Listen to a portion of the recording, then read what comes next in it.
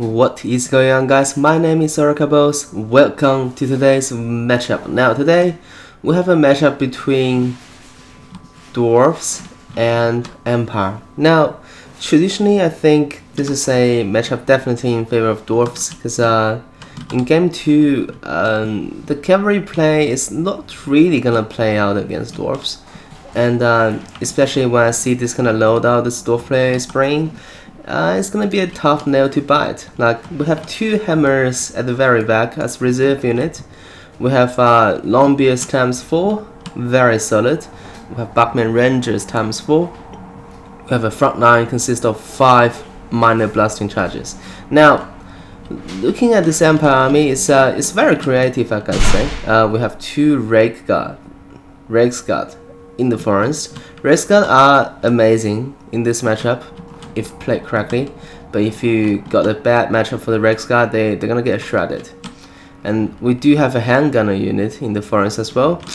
I gotta say I love the deployment, by the way. And we do have two great swords. We do have two Hellblaster Bodygun. Now Hellblaster Bodygun can do a lot of damage to infantry units, and I'm quite excited to see how this is gonna play out.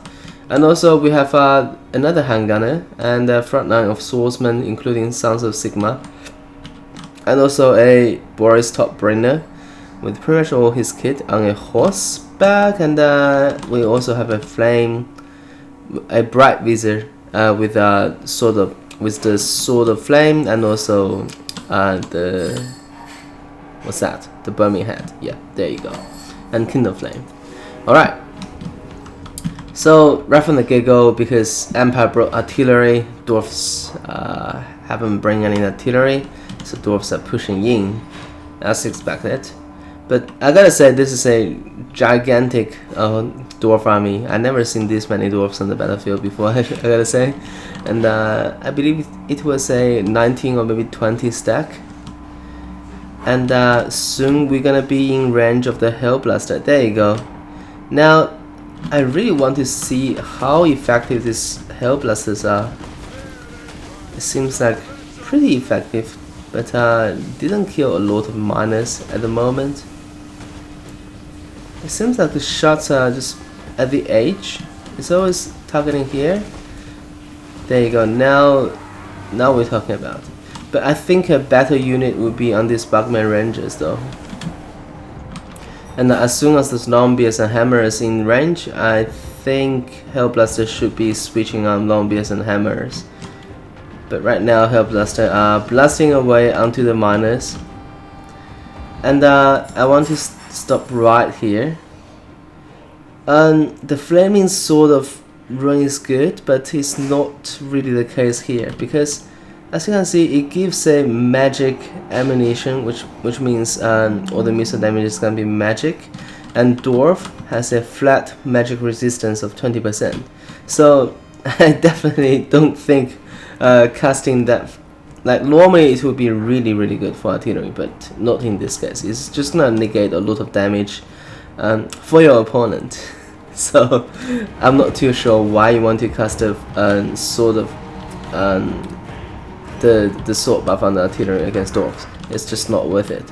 And I gotta say, this swordsman is too pushing, because otherwise those blasting charges are coming in and then they're not gonna knock it. There you go. See, that's already a lot of value already. And also, especially on the Sigma Sons unit, oh my gosh, mercy, have mercy please. So that's definitely bad. This is really bad. This is like a disaster for Empire front line, by the way. And Grombrindal is right here, and Grom is actually killing Sons of Sigma already. And I gotta say, like, these miners with blasting charges are gaining a lot of value, especially on this unit. Look at that. That just basically melt, one volley melt that unit completely. And that was a nice dodge of the burning head, by the way. Very well executed. And the Longbeards and PK guys gonna make a short work of those swordsmen, definitely. And here minus, I mean, Topbringer is nowhere near to match up the Grombrindal, by the way, in melee. and Great Swords are pushing in now as a reserve unit. But the thing is, all the way at the back, look at that. Longbeards and Hammer is gonna make a short work of those Rexka if not microed correctly. Now Buckman Rangers are targeting this Great Swords, excellent target. And here, look at that, another Flaming Sword. I'm not too sure whether this Empire player knows that casting Flaming Sword on against Dwarf unit is actually pretty bad. Like, look at that. Dwarf units are taking no damage and Great Swords are melting. That's just how it works. You don't really want to do like nice kite by the miners as well. Just absolutely amazing. Like this is really wonderfully executed. That Great Sword killed one unit and then it's on their way outside the map. So I gotta say, like overall speaking, is pretty good. And also the Burning Head, if it's not overcasted, it's not gonna do a whole lot of damage to dwarves as well. And yeah, I mean those Hellblaster volley guns got really taken care of by those Buckman Rangers. Like 2 of them just get completely shattered, and then 1 of them come back, but it's just a little bit too late, I guess. And also Rexka finally comes in, and they're just gonna get blocked down by all these troops what's left of the dwarves, and probably gonna die. Wow, look at that! Grombrindal almost died from Topbringer. Oh, from Bright Wizard, rather. Wow, that is amazing. I thought this is why right now I don't think Foot Lord is viable, because before, if you fight SCMs or maybe Mounted Lord, Foot Lords can just get knocked down and not taking any damage, and when they actually connect, they can dish out a lot of damage, especially in a blob fight like this.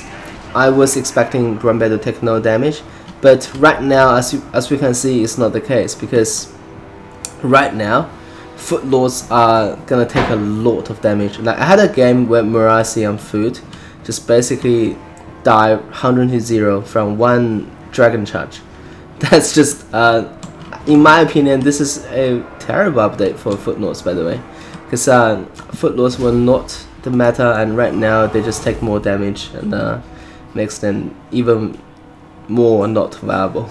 So yeah, here's that. But as we dive into the scorecard, I think I'm not a big fan of this list, especially utilize the Bright Wizard against Dwarfs. I think it's a really bad call. And for this Dwarf list, I think it's rock solid. I really like it. And got a lot of immune to psychology. We have Grombrindal, a very capable melee fighter.